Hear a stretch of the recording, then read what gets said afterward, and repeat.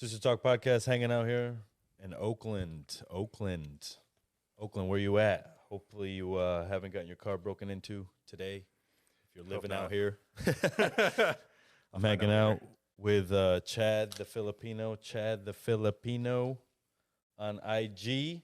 But I don't know your name. So let's start with that. For the people of Sucio Talk, who the hell are you? Yeah, my name is Chad Santo Thomas. Okay. Chad the Filipino's cool, though. All right. Yeah. How'd you come up with the nickname, Chef? Yeah. Chad the Filipino is my moniker after I moved to the Philippines in 2019. Okay. Before that, it was Chad the Scientist. Because I used to work as a neuroscientist after college. Neuroscience. Yeah. So you're way smarter than all of us. That's what I like people to believe, but I'm actually just as dumb as everyone else. Why neuroscience? We don't have to get too deep into this, but my parents have a business. Actually, I would prefer if we don't get too deep into this, but my parents have a business, and it's basically like pseudo hospice care. Right. We basically have like 4 live-in patients at the bottom of our house that have ranging degrees of illness from normal health to like dementia. So ever since I was like, this is part of the reason why we moved to South San Francisco. My mom rather wanted to upgrade her house so that she could start this business. So yeah, ever since we moved, we've been taking care of like all these elderly people with these mental disabilities. And so that kind of kickstarted my interest in neurodegenerative diseases. Okay. From a young age.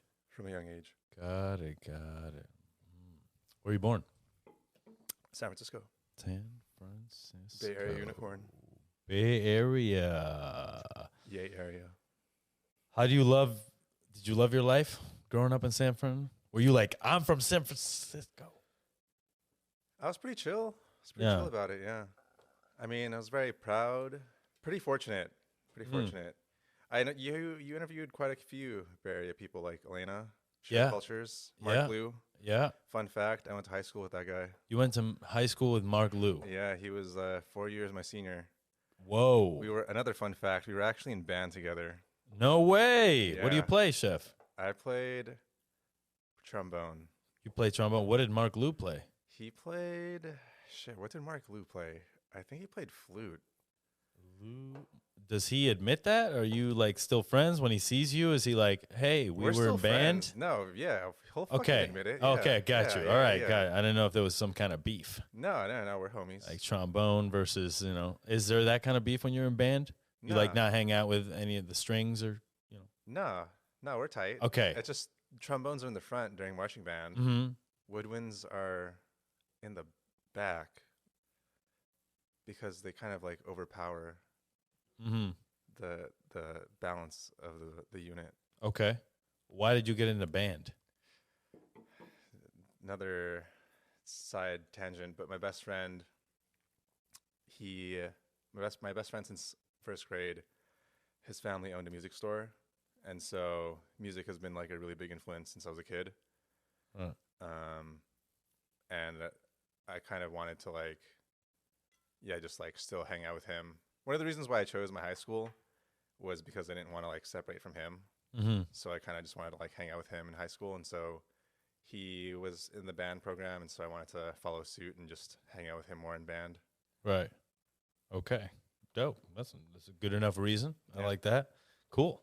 So born, raised San Francisco. You pretty much knew all the cool kids growing up.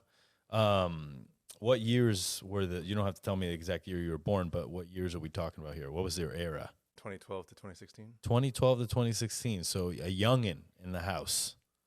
Yeah, I can tell you my age. I'm 28. You're 28. Well, I don't want to be weird, Chef. You don't know. Like, you can't just fucking ask people, hey, how old are you, man? You know what I mean? I do ask people what year they're born, but I feel like more comfortable doing that when they're in my age group.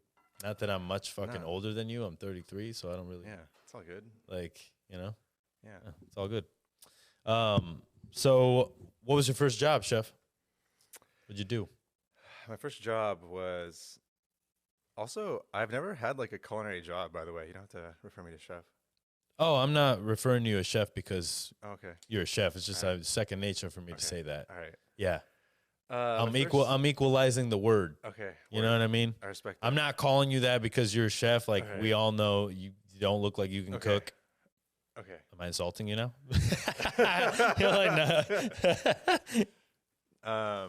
First job was actually my best friend's music store. Mm.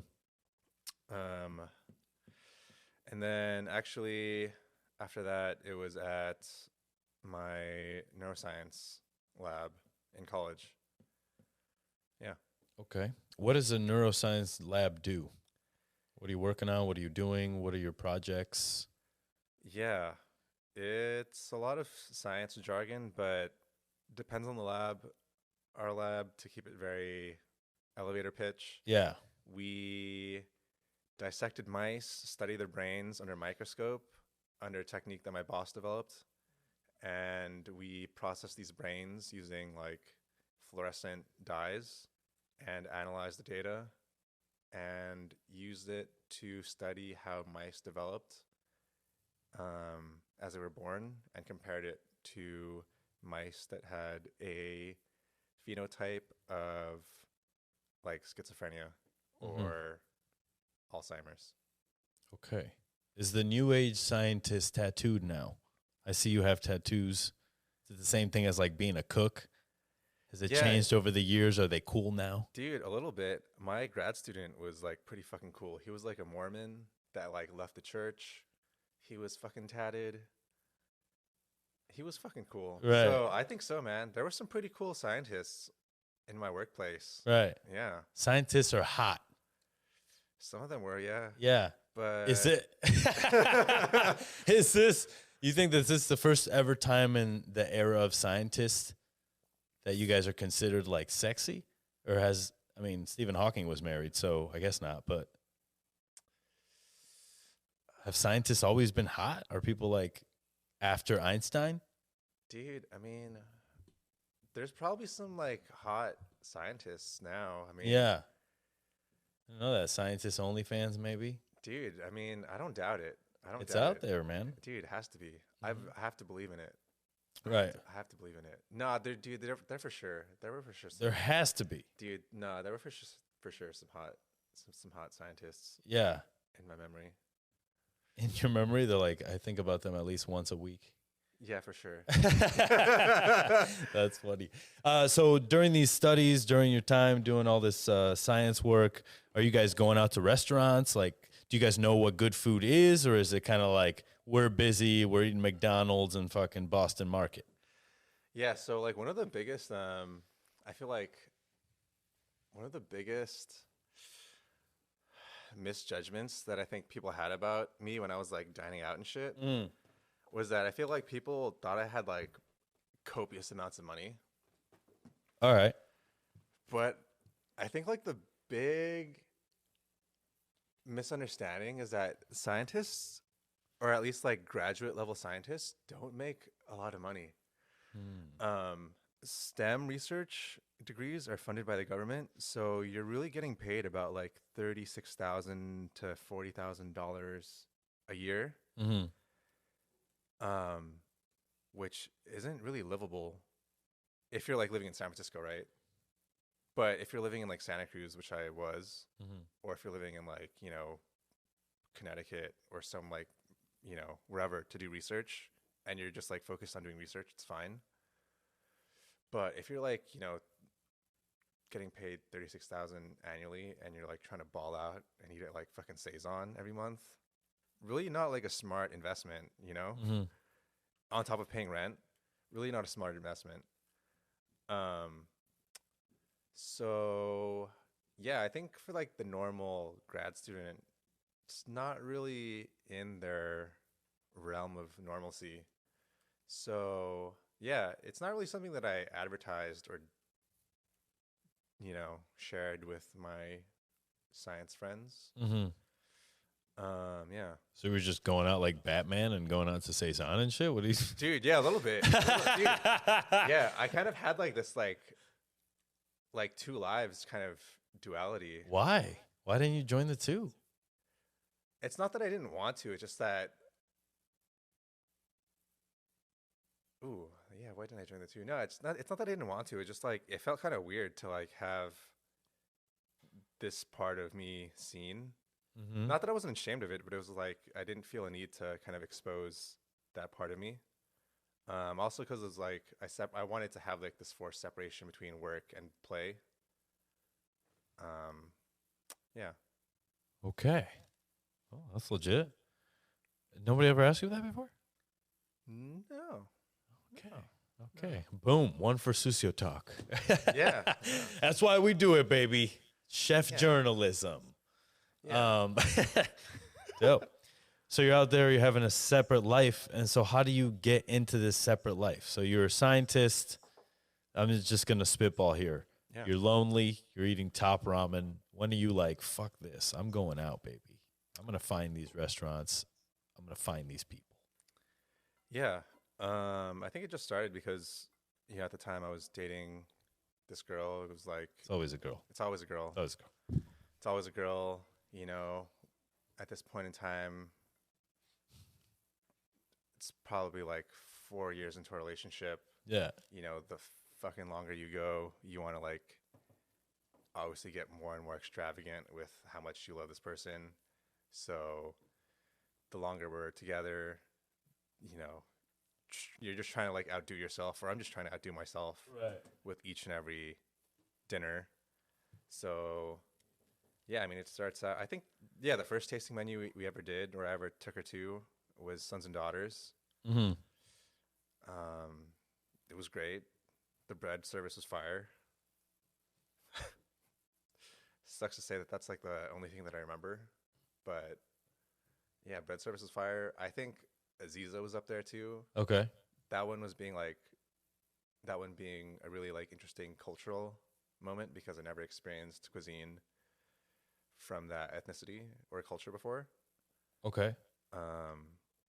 Did you know going into it? Were you like expecting it? Like, oh, this is going to be great? I had no expectations. Or were you like, we're going to Ziza, whatever? I had expectations given that it was like, I think Michelin or like high class, Mm-hmm. but I had no expectations into what sort of cuisine and flavors that I would expect. But yeah, I remember the Bastilla was fucking lit. I didn't know I didn't know that, I remember like the fucking puff pastry was so flaky, and the way like it emulsified into the duck and it just like added some extra moisture and it just like melted into your mouth, and it was like so much umami with like the fig emulsion on the side to like clean it all up in your palate with like this acid and the fruit. It's beautiful. Okay. Now, you're talking about food, but you obviously never worked in food, right? Yeah. So I want to know where you get your vocabulary from. Is this things that you've heard servers say, or is this books that you're reading? Like when you just told me that description just then. Yeah. I always thought, so I'm like one of those like really cerebral, nerdy type motherfuckers. Mm-hmm. So I really have this desire to like understand something, and to understand something, I really need to like research and read and converse Right. like we are now. And so, of course, dining out is part of that intellectual renaissance in your mind. But I think a lot of it is just like being really intentional and intentional with how you consume and mindful of what you're tasting. Yeah. A lot of like these flavors were of course new to me, so the next time I ate a fig, being very intentional and mindful of how it tasted and kind of cementing that flavor in my mind so that the next time I ate it raw or also prepared, I knew how to understand it when prepared in a, gastronomic context made more sense to me. Right. And so doing the same, trial and error and methodological process for an array of ingredients made more sense to me. Okay. So that I could like understand food better. Right. When you pick restaurants, do you pick it based on awards, word of mouth? What are you looking at? What specific publications are you looking at when you're looking to restaurants to go to? Yeah, I think that's a good question. I think for any diner, when you're first getting into food, it's always going to be awards. Right. It's always going to be awards because you want to know. Say that louder for the people in the back. It's always going to be awards Oh! because you're always going to want the best. Right. You're always going to want that top dollar. All right. There you go. Top dollar. There's some ASMR for you from Chad the Filipino. But I saw you just saw the James Beard thing. yeah, I did. Right. And then there's articles, article you just commented on. I just saw it with the fucking, I forget what the title read. Oh, like San Francisco's fucking going down. Yeah, going down a shit because we don't have any more James Beard nominations. I think Yeah. that's bullshit. Yeah, we can talk about that later. Yeah, I'm down. Yeah. Yeah. Why later? I mean, all right, so top dollar. Right. I think top dollar is, of course, normal because people just by default want to experience the best before they experience the worst. And that's valid. That's totally fair. And I think it's important for people to experience the best so that they don't feel discouraged in experiencing the worst, right? Because if you give someone like, I work at True Sake part-time now, and our boss always says, don't give someone bad sake for the first time because then it's gonna discourage them from trying bad. You're right. It's gonna discourage them from trying more sake from then on. And I totally agree with that too. Like, don't give someone bad alcohol because then it's gonna like discourage them from the joys of, great alcohol. So, yeah, diners will always go with the best. But I think as they develop and hopefully become more conscious and less cunty about lists, they will develop a more intuitive understanding that lists don't really fucking matter. Like they're fucking backed by motherfuckers that have money or like egos or like shit that doesn't really fucking matter. Yeah, there's a lot of really talented chefs that deserve to be on lists. Like, I think Rodney from Avery should have been Rodney on Michelin. Wages. Rodney Wages should have had a Michelin star like, fucking 3 years ago. Okay.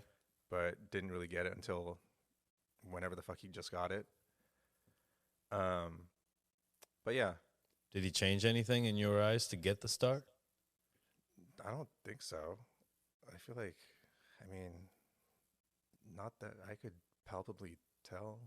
Maybe like staff changed, but I feel like food, like by merit, his food by default should have had 1 star by default. Right. Yeah. Okay. How do we disagree with something like that and not take the power away from the winners? Because I feel like if this podcast were to get a James Beard Award, like I would feel really good about that, And then there's other people on the other side who are like, well, that's a multimedia fucking conglomerate of millionaires who are whatever. And like, yeah, but it's like still feels good to win a fucking James Beard Award. So don't discredit the award to the people who won it by advocating for the people who didn't get one. It's like, it's not my birthday today, but it's someone else's fucking birthday. And they're allowed to celebrate that.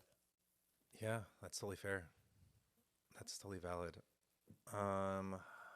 Yeah, I feel like it's a tough border to cross because both are valid.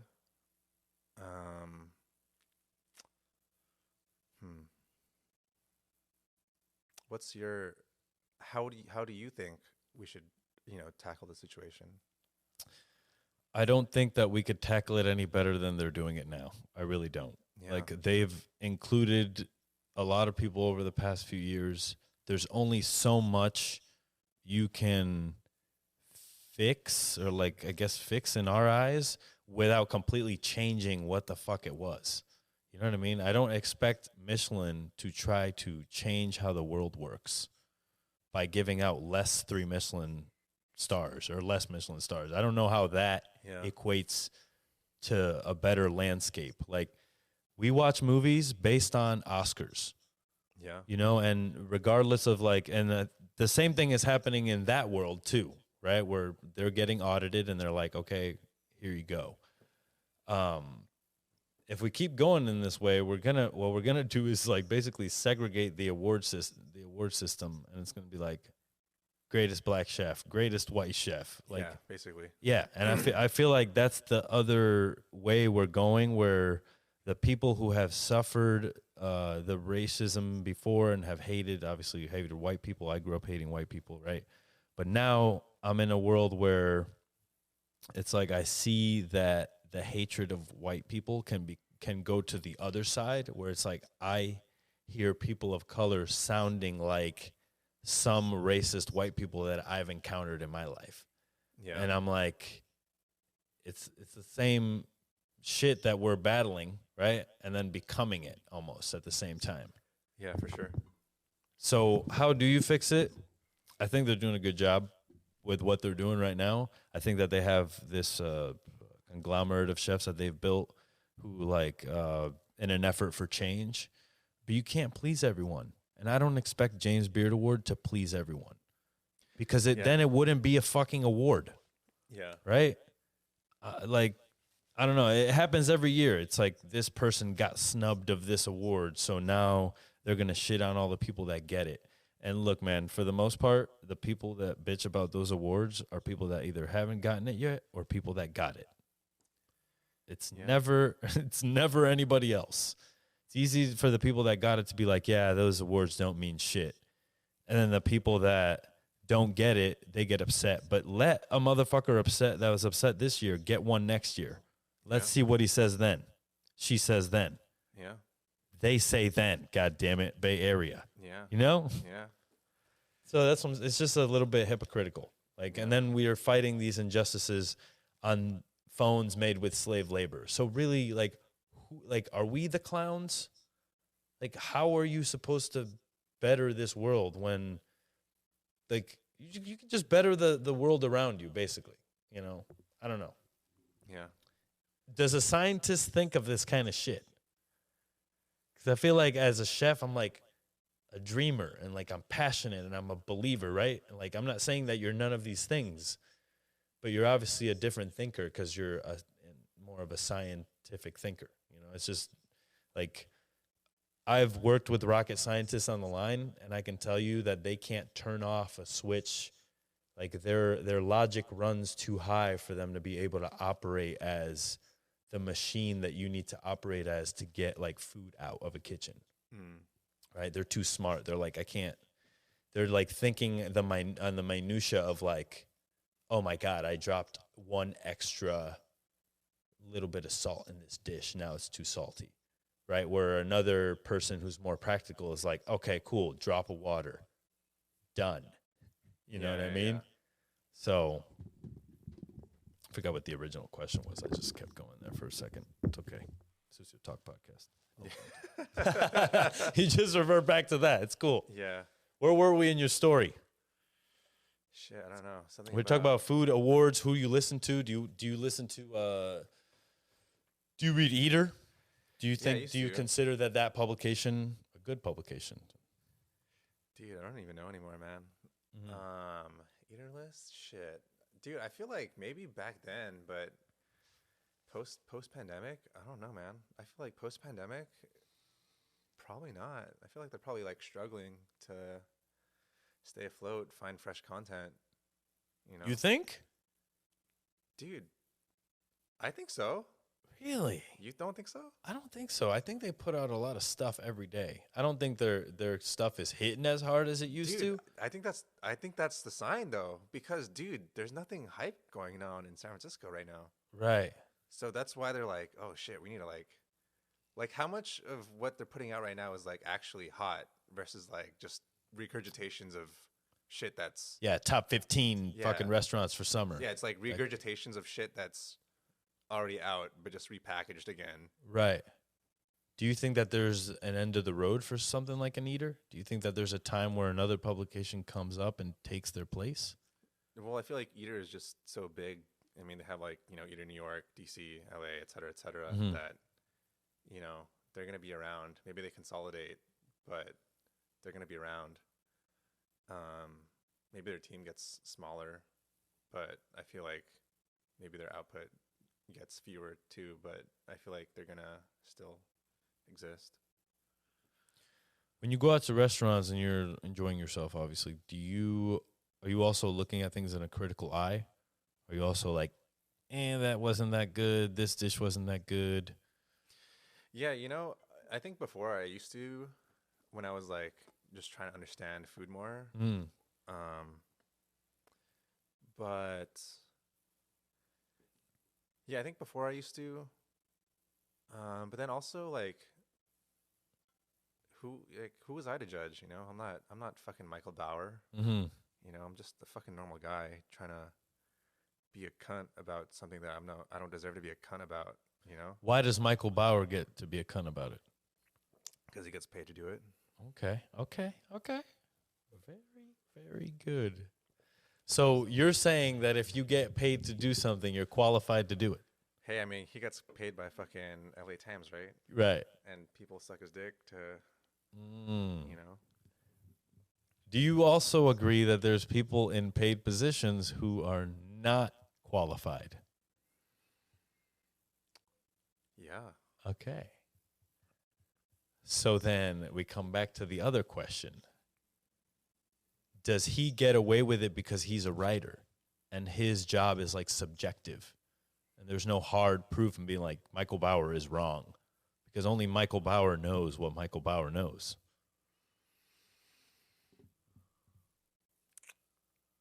Yes. Okay. I'm sure he's gotten like flack for some things that he's written, Right. but I think I haven't, to be honest, I haven't read everything that he's written, but I have read a good chunk when he was, still writing in his heyday. I feel like he wrote decent, slightly objective reviews. Still subjective, but I feel like he did a decent job. Mm. But, yeah, my answer's still yes. What do you think about the SF Chronicle writer Soleil Ho stepped down after such a little tenure?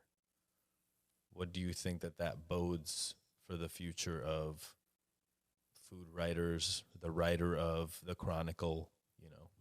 It's like a prestigious thing to just step down from. You know what I mean? It's like getting the presidency and then be like, nah, I did it for like a month. I'm good. Yeah, I mean, I liked her take on it. It was fresh, I like that she was hitting reviews on like that less qualitative, Mm-hmm. less quantitative, and more qualitative aspect, Okay. and it hit it on like the more like cultural, bent. So it made you like think and feel more about a restaurant, in a new way. Because I felt like people, and this is going back to like consumers objectifying a restaurant based on dollar sign value,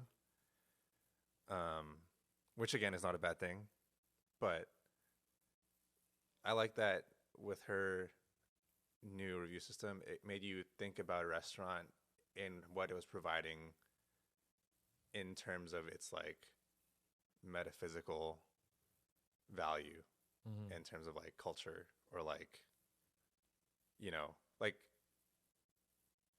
like her Alice Waters review, like Alice Waters is such like a important restaurant for like California cuisine, Mm-hmm. but it lost its flair. It could just use some like revamping to get back to like its heyday, Right. something like that. I think it's important to like establish that context, give herself like a nudge that like, hey, you lost your shit, but you can get it back. Mm-hmm. So I don't know. It is like a lot of burden and a lot of like big shoes to fill in terms of that position. Mm-hmm. So I can see why anyone would want to, leave it. But going back to like that previous,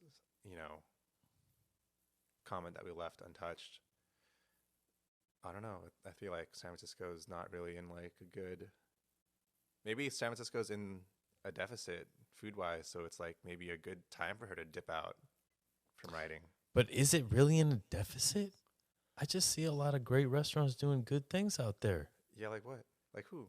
Fucking Nico Pena at Octavia. Octavia. Damn, I need to go back in. He has had Yeah, he's the been killing best it. year. Yeah, for sure. I need to go back. Like with guest chefs coming in. Yeah, Also, for sure. Val Cantu at Californios. I know he's always in the headlines, but he is killing it. Yeah, I need to go back in. All right. Yeah, but Californios is like a staple now. Like, Right. You're saying new yeah, stuff. like what's new? Like what? I mean, Octavia is Piglet, kind of new. Piglet, Okay, SF. that's new for sure. Right. For sure. I'm just saying, I think that we can't say that the San Francisco's down and out. Restaurants close open every day. I think that it's just, it may be in a downturn, but I wouldn't say that it's all the way bad. I don't know, man. I don't know. It's like,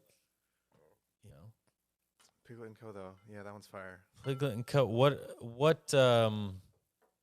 I just refuse to believe that it's going down in the tubes because, one, I think people are saying that because they're not getting any awards. James Beard, whatever. Michelin's not really changing that much. I mean, aside from like the award aspect, it's like, I've been talking to like my friends that are like, we love going out to eat. We love, we're like down to spend money and like, fucking eat and shit. Mm. But it's like, I think restaurants aren't like doing anything adventurous, which is like a complaint of that article that I reshared today. Do you think that they're maintaining restaurants or maintaining in your eyes? Dude, some of them are, some of them aren't. Yeah. Do you think that maybe we need to show restaurants more love like we show sports teams love and then love them through their hard times? And then maybe they can have enough money to have more good times in the future? Just saying, like, we dog on restaurants or whatever, and we just don't go there anymore. We don't give them our business, right? Whatever. Maybe we had a bad meal. After we have 13 good meals, we have one bad meal, and then we're like, we're not going there again for like the next year, right? Your sport team loses, you're back, baby. The next week, you're back. And it would just, I think, help chefs to have that regular clientele, and I think that's the problem. There's no regulars. Are you a regular anywhere? Yeah. Where are you regular? Dude, bro. All right, where are you regular? Bro, Let's see. I'm a fucking regular. Okay, where at? I'm a fucking regular. Where at? All right. The Morris, Okay, Katonia. okay. Shit, where else? Nopa. I mean, shit, that sounds cunty, but Avery. All right. Haven't been in a while, though, but. So you can't be a regular there if you haven't been in a while. Yeah. What's a but, while? Dude, shit, maybe like 6 months, a year. What is a regular to you? Fuck, maybe like monthly. Once a month, okay. Bro, I'm not trying to go to Avery every month, bro. But dude, I know he has fucking customers that come in every month. Yeah, sure. yeah. If I could, I would. All right. So Shit. I don't know. To me, that sounds like San Francisco's still doing its thing. It's great. I mean, Shea Fico's still on the map. Yeah. Flower and Water's still on the map. Like they're still. But those are doing it, staples, man. Those are like industry standards. They won't die. They won't die. For So the sure. main point is that there's nothing new and exciting coming out of San Francisco. That's the main point of all this stuff. Is it new and exciting though? I just think also Yeah. every restaurant gets their food from the farmer's market, right? Every restaurant right? It's the same fucking farmers. Yeah, for sure. Okay? Same So farmers. after a while, it's the same piece of asparagus that you're having from here. Yeah, absolutely. Right? Do you think that probably plays into it not being like kind of lackluster? Because that's why Meadowood was exceptional. We had our own garden. Yeah, agreed. No, that's why Single Thread's fucking lit. Exactly. That's why French Laundry's fucking lit. If you have your own garden and your own larder, you win. Yeah, no. If you're using the same shit as everybody else, and I think that's the reason why it's lackluster. Not saying that any of the produce is bad or anything like that, but when you have the same Zuckerman Farm asparagus at every restaurant, you as the diner, you as the chef, hey, whatever, it's fucking cool, Zuckerman Farm asparagus. But as a customer who's had it 3 nights this week, you know, more like Suckerman's experiment. No, don't no. I'm gonna get in trouble with that one. Don't do that. Shit. It's just a joke, guys. I love all my farmers out there. No, that's a good counterpoint. Yeah, it's just things we don't think about, and then for the most part, the chefs get blamed. You know what I mean? Like it's not like, oh, all the farms have the same food. No, the chefs are really like not adventurous enough for us. You know what I mean? And I'm like, as a chef, I'm like, well, fuck you guys. You know, like, how do you keep a restaurant open for 15 years in the modern age? Do you think that that's possible? Yeah, I mean, Or do you think like pop-ups restaurants have to reinvent themselves every 5 years or so? Like if the Avery tomorrow was like, hey, Chad the Filipino, we are changing our shit. Come back tomorrow and check us out, would you? You know, I had this conversation with Rodney. I forgot when, but I think this is something. I think this is something that diners actually don't understand in America. Actually, this is something that diners in Japan understand very well. And I think this is why fucking Western chefs jack off Japan so much. But in Japan, they have this word shunka shuto, which means it's like the 4 seasons, but it's a lot more sexy than that. But in Japan, they actually have a more specific word that subdivides the 4 seasons into micro 4 seasons, like micro. So there's 8 seasons. Yeah, basically. So you have 4 subdivisions of Makes fall, sense. 4 subdivisions of spring, hence on, so forth and so forth. Which is why you have like more specific subdivisions of, you know, hamachi. You have like hamachi, you have puri, which is like the more fat hamachi, and then I forgot the other 2. But what I'm getting at is that hyper seasonality is so important in Japan, which is why dining culture in Japan is fucking lit. You have diners that fucking love going every season, but you also have diners that love going like within micro seasons. And I've spent like quite a lot of money in Japan when I was like fucking, you know, unemployed and like on like my post quitting my neuroscience job and like, you know, transitioning, Finding yourself. finding myself, pseudo becoming Chad the Filipino. Yeah. Eating, praying, loving. Yeah, basically. Yeah. Hell yeah. Julia Roberts-ing. Hell yeah. Fuck yeah, dude. Hell yeah. You got to do it sometimes. Hell yeah. But yeah, I would go into like these fucking restaurants and I would like chat with the chef. I took Japanese for 3 years in college, so I would like chat with these chefs and chat with these fucking baller ass customers, and I would just fucking learn about micro seasonality, and like it's fucking insane how micro differences these chefs fucking get off to.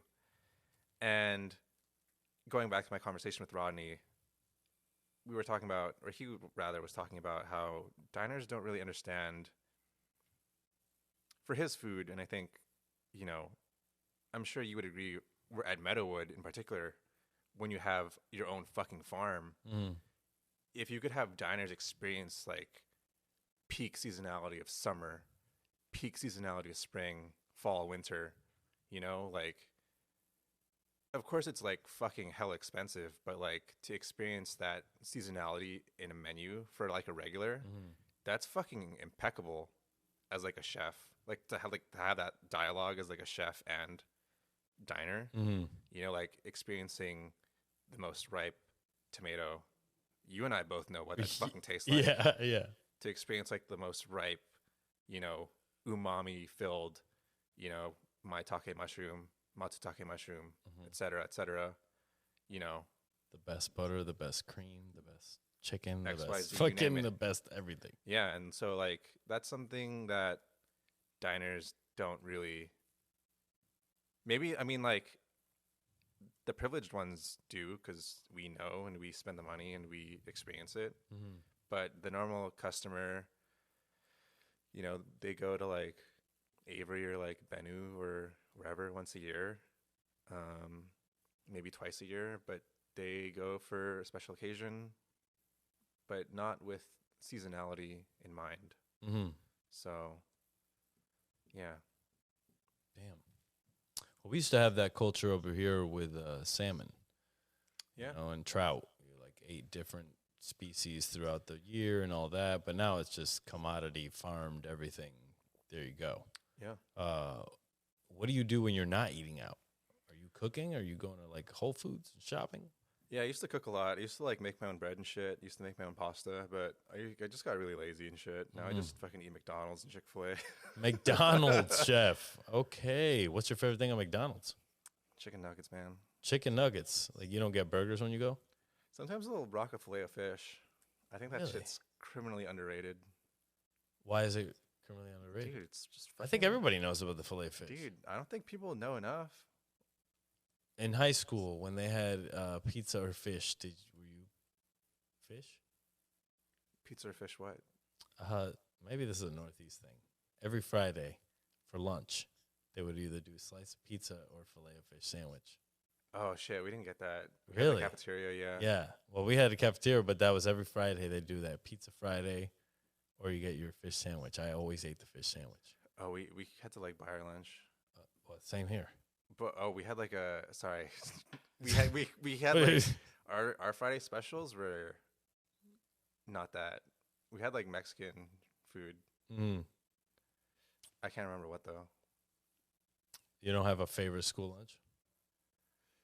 In high school, shit. We had like Oh, that's fucking we had burrito Wednesdays. okay. We had chicken and patties. chicken and biscuit Tuesdays. Chicken and biscuit Tuesday. There you go. I like that. I like that. Out of all these places that you're a regular, why do you want to be a regular there? I think like the Morris is fucking lit because they have a fat wine list. They have a fucking full bar. Really simple food. It's really easy. It's reliable. I think going back to one of your questions about like how I choose a restaurant to go to, now it's just like really simple and easy. I don't really want to think. I just want to have like a good time.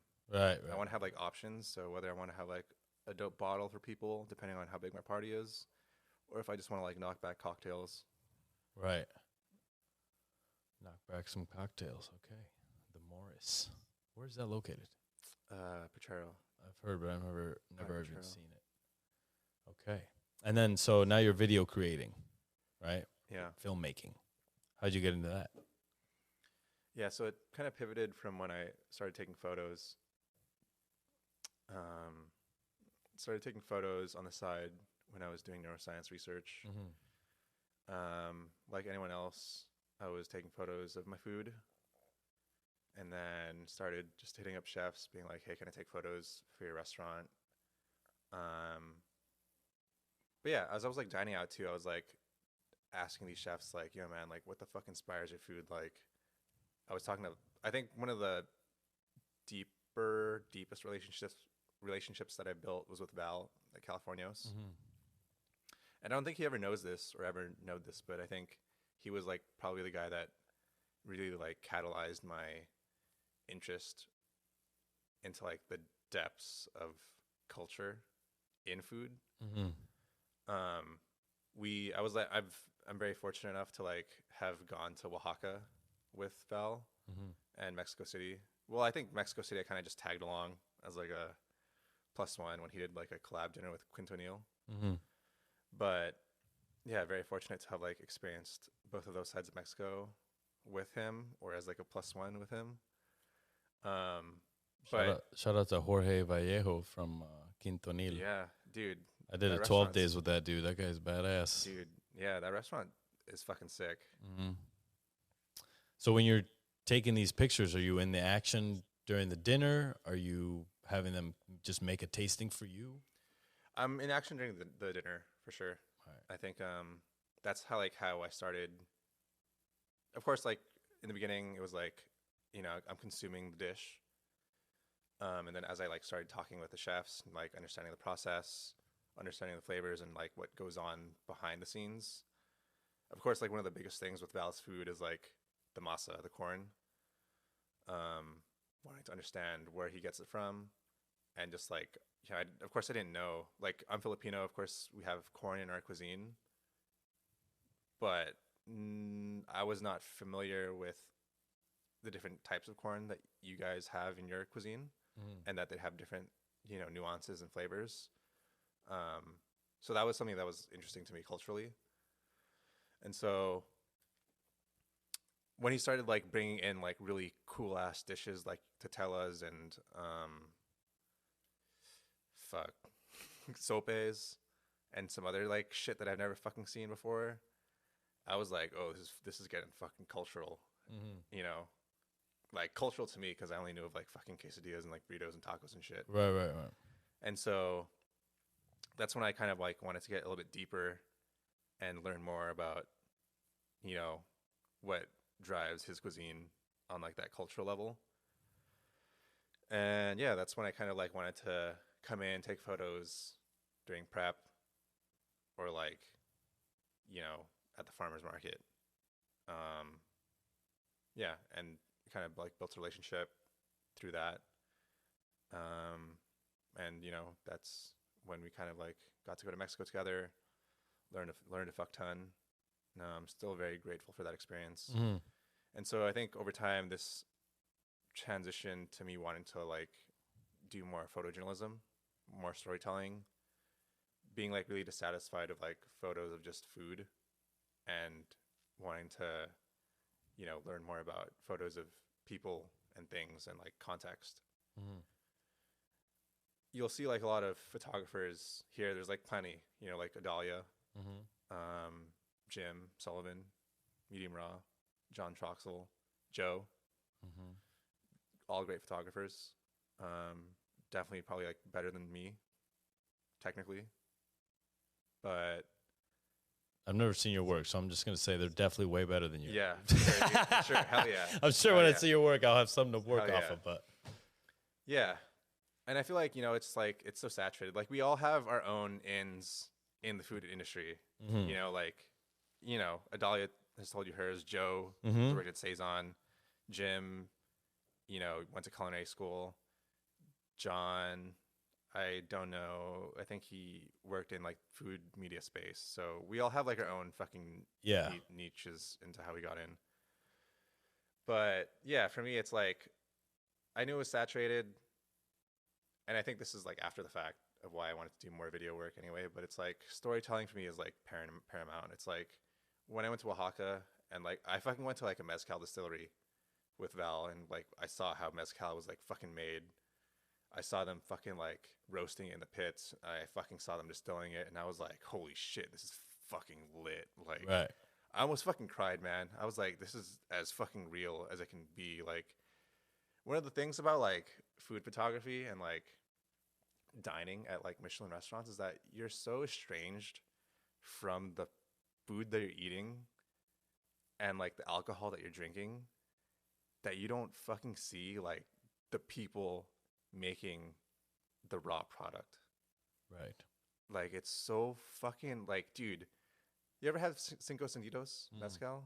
It's fucking good, but dude, it's fucking crazy that that bottle of mezcal is like $130 US, but back there it's like, probably like $20. So it's like, of course, there's like, bottling, taxes, import, distribution, a lot of hands that go through. But man, just seeing that whole thing, and also just like hearing my friend Jason just like translate his story and just like how much he was like, five generations deep, using copper stills, we distill it twice. You know, this is our recipe. These are my fucking 2 daughters. I can like still see the image in my head as I'm conveying the story. Man, I wanted to fucking cry after. I was like so inspired, but you know, it's like shit like that I experience that really leaves such like a formative impact on my mind and my heart that I want to convey, that just photos can't just lack for me. Right. And yeah, it's like having experiences like that in Oaxaca and Japan and Korea and the Philippines, especially because I lived there for a year, that really like pushed me towards like this, you know, filmmaking path. Yeah. Crazy. What kind of cameras do you use? Yeah, so I use a Sony FX3 and a Sony FX6 for my documentary work. And then for paid work, I'll use those, but depending on the project budget, I'll expense out different cameras depending on how much money they want to throw at me. And a typical like restaurant shoot for you, what does that day look like? Are you starting in the kitchen with the chef, or are you kind of doing something outside of the restaurant then coming to? Yeah, let's see. What have I shot for a rest? So I shot a video, like a short ad for Nisei for David Yoshimura. Right. That one took a day, probably like 5 hours. Came in, did the location scout, like an hour location scout just to see what the lighting was like. Talked the concept over with Yoshi. And then, yeah, just figured out what my shot list and concept was going to look like. Next day, came in the morning around noon, got set up. It was pretty simple. It was going to be like a short 1 minute, 30-second ad. We had the dishes that we were going to feature lined up that were like very representative of his cuisine. Right. So we had those lined up. I got the shots that I wanted, which were pretty easy. And then, yeah, just made sure that we planned the shots of the food to come out in time so that they didn't overcook or anything. And also just so that I didn't interfere with his prep. Right. Yeah. And so when you're shooting this food, are you shooting it raw? Do you have a setting that you shoot it at? Are you taking it back and editing it? And what are you editing in? You know, what are you changing? Lighting, color? What are you doing? Yeah, I'm shooting it in raw, in log. Are you talking like technical right now? Yeah. Yeah, okay. I'm shooting it in... Let's get into it, chef. Okay, yeah. You didn't know I had that in me, did you? Yeah, okay. Yeah, I'm shooting it in... Motherfucking podcaster, right? Sucio Talked. Yeah, for that one, I shot it on a Blackmagic camera in B-RAW. And then I technically... I'll shoot everything in RAW for the most dynamic range. Gives me like the most, dynamic range, so I can adjust it in post. And also gives me like the most flexibility as a colorist to really accent and change the mood that I want. I know Yoshi in particular is kind of like Val in that he likes very dramatic Darkness. Yeah, he likes...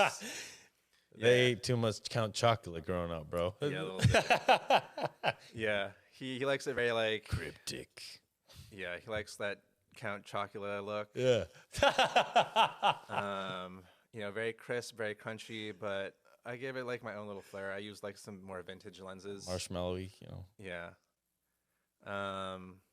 Yeah. Added some warmth, added some like orange sun flare. Because we shot, I think, in November, so it was daylight savings. And we kind of shot those scenes with the windows closer to sunset. So we got we got really lucky because closer to sunset, he has some nice sun. Yeah, we got some nice sunset near the window.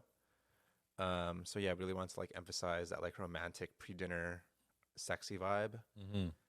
Yeah, so added some like sunset mood in the highlights. Do you talk him through any of this that you're telling me right now?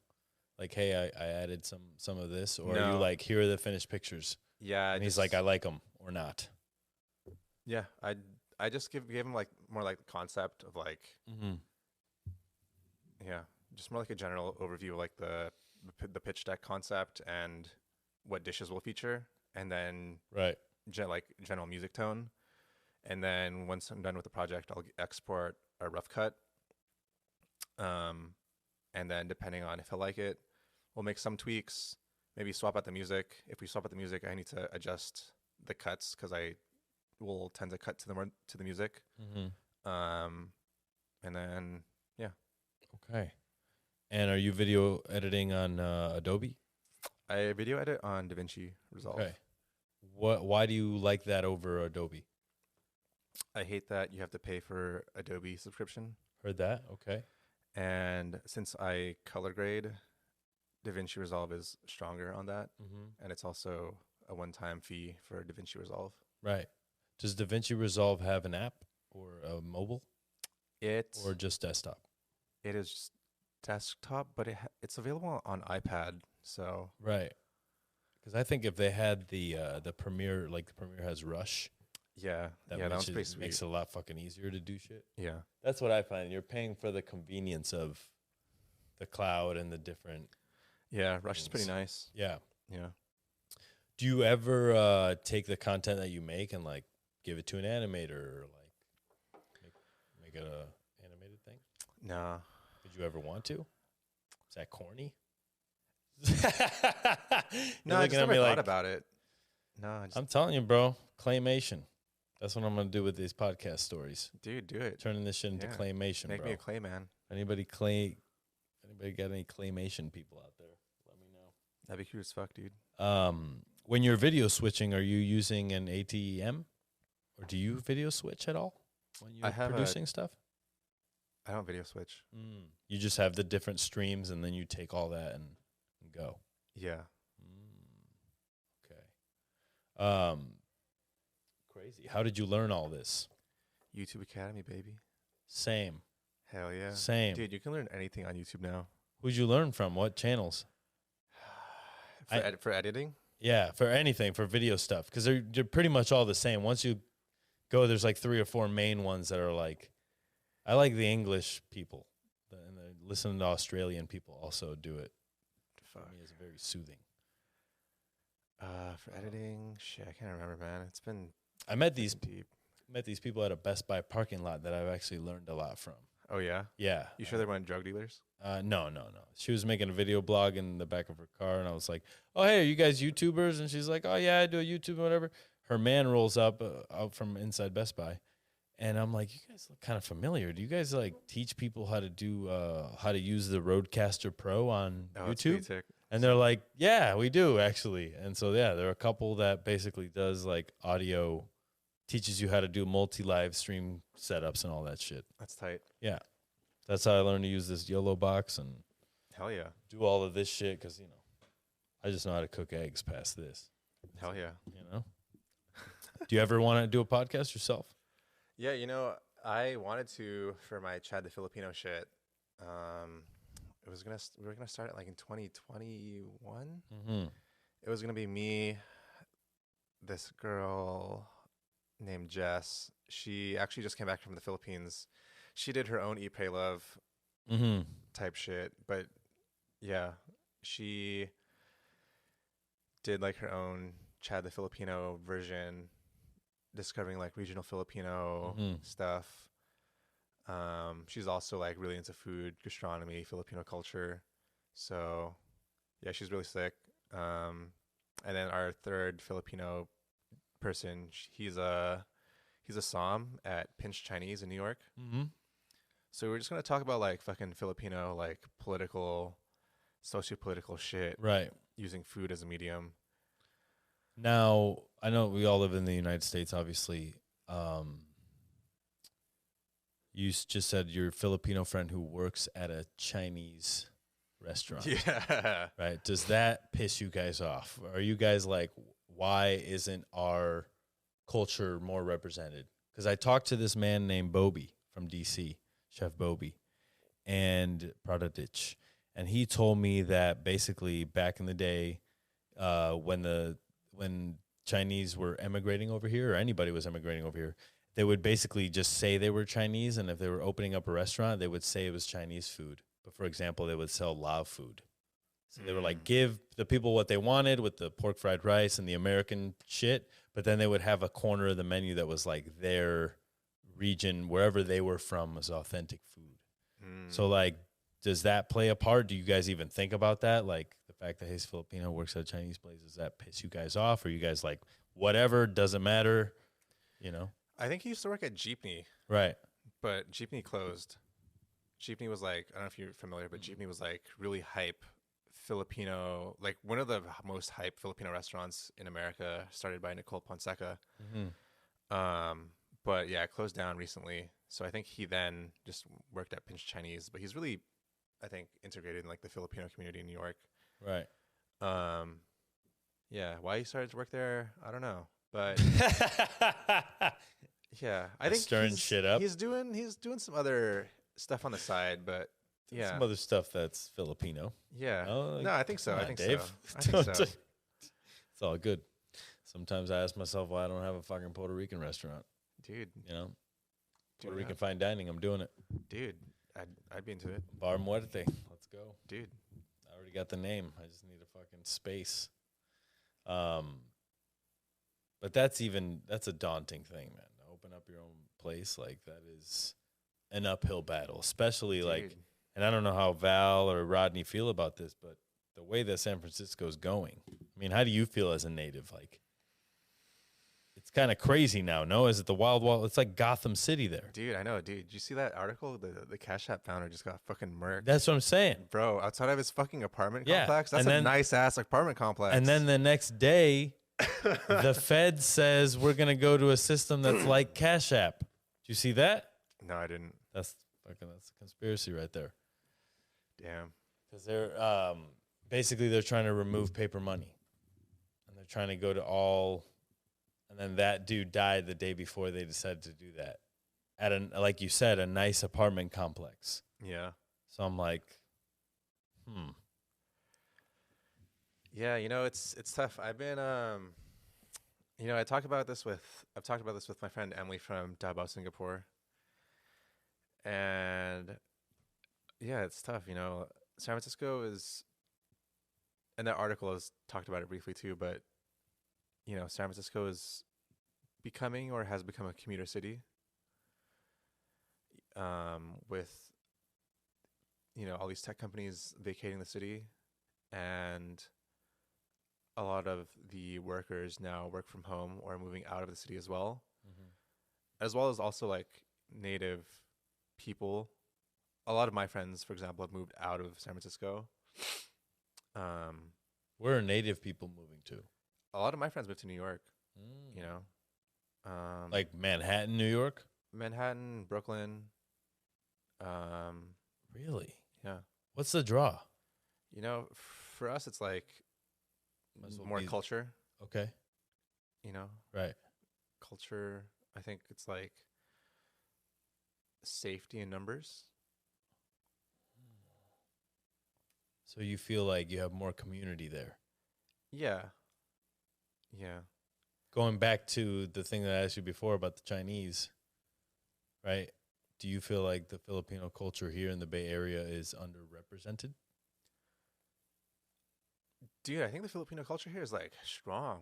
Okay. Yeah, dude, I think the Filipino culture here is strong as fuck. Right. A lot stronger than New York. Okay. Yeah. I mean, statistically, I think California has the strongest, or California as a whole has the most Filipino immigrants out of all the rest of America. Mm-hmm. I think state-wise, it's San Diego, LA, San Francisco, in that order. Yeah. Are you involved in any efforts to sort of join those communities, or is there like? Yeah. So, one really exciting thing that's happening in October. One thing that I did that was really exciting, and I think that I'm really proud of, is that I think last year I organized like this really lit like Filipino potluck dinner Mm-hmm. at my friend's restaurant, Francis at Abaca, Mm-hmm. in Gurley Square. Okay. Yeah, I basically invited um, a bunch of Filipino chef homies. So I invited like Yana Gilbuena from Solo series. She like basically did a Kamayan feast, which is like a large Filipino feast that you eat with your hands on a long table. Mm-hmm. She did one of those in every state of America like 10 years ago. So that's her claim to fame. I invited like every fucking big Filipino chef in San Francisco just to have like a potluck at Francis' restaurant. Mm-hmm. And that was kind of cool because I realized. So one of the things I did on under Chad the Filipino is I have like this YouTube channel, and I started this like recipe series called Recipes from My Memories, and it was kind of like an inverted idea that I had because when I was in the Philippines, I was basically like making these food docu vlogs of like fucking old aunties describing like the recipes of like regional ass Filipino food Right. that like I didn't even know fucking existed. And so when I came back to America, like in 2020, June 2020, and I was like, fuck, how do I make content about the Philippines again? I was like, shit, let me like flip it and just do recipes told by immigrants from the Philippines. And so as I was doing these recipe videos, I was like, man, you know, a lot of these Filipino chefs don't fucking know each other. Yeah. They like know of each other, but they've actually like never met, which is like really ironic and like really funny. And when I met Yana, she kind of expressed the same thing too. And so I think like it was October or something of last year, but I just was like, fuck it, let me organize like this potluck. And so I did. And it was, it was really nice because a lot of these people, never met each other, and it was fun. It's nice to do something for the community. Yeah. It's cool. It's great. And so circling back, Yana is actually organizing the first Filipino food and wine festival in October of this year. Mm-hmm. Yeah, I think I'm gonna be like a liaison coordinator since I know a lot of these people. So I'm pretty excited for that. Word up, man. Yeah. How do you organize something like that? Do you have anybody that helps you, or are you just kind of reaching out and getting all this stuff on calendar? Well, she's the one that's like being the main organizer. I think Right. Once I'm there, I'm just gonna be like, hey, welcome to the event. Mm-hmm. Let me introduce you to XYZ people, and Right. just repeat that for all the invitees. Mm-hmm. What is your end goal with all this that you're doing? Do you want to have your own film studio? Do you want to control the narrative of food media? What do you wish to do? Yeah, I mean, I definitely still want to like, be active in my Filipino community because I think it's important for us to be involved in our community. Whether it's, you as a chef, you with your Puerto Rican community, Mm-hmm. that's like what really tethers us as like human beings. Right. What like grounds us and makes us feel good at the end of the day. Mm-hmm. But recently I've like launched a video collective with my partner and one of her best friends who is a video editor. My partner's a speechwriter. Mm-hmm. And it all kind of like worked very serendipitously that we all have like these very synergist skills. Mm-hmm. My partner being a writer and one of her best friends being an editor. So we launched our video collective called Oof. Oof being like, the feeling when you get like hit by something. We have like I made stickers. Oh, there you go. Yeah. Oof. Oof. Yeah. Like the feeling when you just get like fucking hit Mm-hmm. when you like watch like a really, cathartic movie or like, something just like hits you in your soul. So we launched our video collective and we made a documentary, our first documentary on one of my partner's best friends, Alice. She's the first and only brewer of traditional Korean rice wine Right. in Brooklyn, New York. And our whole purpose was like, for me, and I think both of my partners, you know, we were all kind of like tired of feeling scared and angry. More so me angry at just seeing all like the fucking hate crimes and shit against Asian people. Mm-hmm. And so I just wanted to like make stuff, make films, make videos that kind of like made me feel better. And this is kind of just like how it kind of amalgamated. You know, I kind of just want to like make things. I'm kind of like I'm the kind of person that just wants to like do. And if I have like a vision for something, I'll just like go for it. Mm-hmm. And keep going for it until I either make it happen or I realize that the door just gets shut down in front of my face. Mm-hmm. And so, yeah, after like, you know, half a year of, you know, production, video editing, getting our fucking branding done by one of my partner's friends, we like had a screening and it turned out great. And so, yeah, we're currently in production for our two more subjects under our video collective. Mm-hmm. I'm currently directing like a really big project for a nonprofit in New York under our video collective, an Asian nonprofit. So, yeah. So you're out there just getting these stories out there. Fuck yeah. Yeah. And then, you know, just hopefully like more stories for Filipinos and shit, but also just at the end of the day, like, doesn't matter if you're Asian, but still want to make videos for like chefs and shit because, you know, chefs are like really cool because they're on the front lines doing shit that they love. Mm-hmm. You know, chefs are like really earnest people. And Would you say that there's any other profession that maybe has the same kind of people? You know, I really love farmers. Yeah, I really love farmers. They're the yin to our yang. Yeah, I really love fucking blue collar workers. Yeah. I have like this photo project that I want to do with blue collar workers.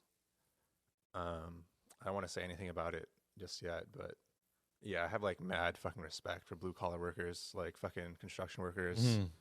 fucking yeah, farmers. I have like mad fucking respect for them.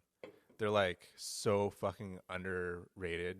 Not underrated, but like, dude, man, like so much fucking respect for them. Like every time I drive into work at Trusake, there's been like hella construction in Hayes Valley. But man, they fucking put in so much work to like make shit fucking work in life. Yeah. Like fucking roads, fucking sewage, fucking like, man, even like farmers, like the farmers that just fucking like farm your fucking corn. The farmers that fucking grow your everyday food. Yeah, dude, the farmers that fucking water your vines for your wine that you drink. Right. Dude. All those workers. Yeah. I think there should be a blue collar podcast. And I don't see any other ones, so I think I'm just going to fucking do it. So I think carpentry should have a podcast. I think plumbing should have a podcast. Like, it's all interesting shit, and what happens is now we're living in a world where being a celebrity is the currency, right? That's like what gets you to a place. So, like, what better way to do a podcast for carpenters and get carpenters recognized and have them be like, oh, shit. Like, you know those shows on HGTV where they, like, do the remodel of a house? Yeah. They never showcase who the fucking, like, contractors are. You know, like, they're always just like, oh, the queer guys did it. You know what I mean? And we all know that there was a construction crew behind that actually did the work and put the grout in and did all the stuff. You know, not just the TV actors that showed the thing on TV, you know? And so I'm like, where's their show? Yeah. You know what I'm saying? So I'm like, we might as well do it here.